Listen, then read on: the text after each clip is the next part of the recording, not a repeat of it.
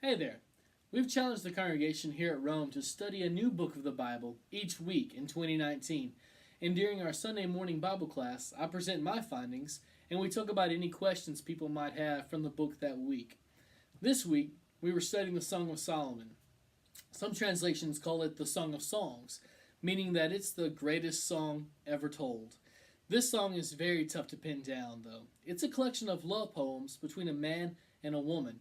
There are many, and I do mean many, interpretations of this book, but it seems to me that maybe the best way to understand what's going on in these poems is to read it through the lens of the woman, known as the Shulamite. She has been drafted into Solomon's harem, and the majority of the book goes back and forth between her daydreaming and describing her shepherd boy back home and Solomon's attempts to woo her so she'll marry him. Now, Solomon will pull out all the stops in this effort, and who wouldn't want to marry Solomon, right? He's powerful, wealthy, handsome, wise, and a smooth talker. But the Shulamite woman refuses his advances and ends up with her shepherd, I think. So the question becomes, what is this book doing in the Bible? I think the answer lies within the setting of the book.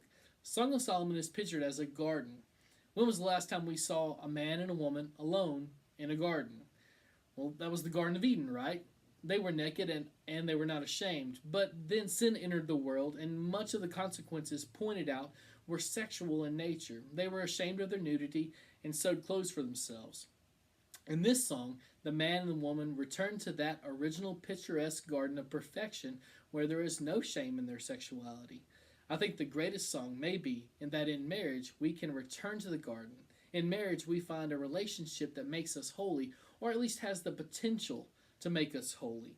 In marriage we find the perfect, unashamed unity between a man and a woman that sin took away from us in the first garden.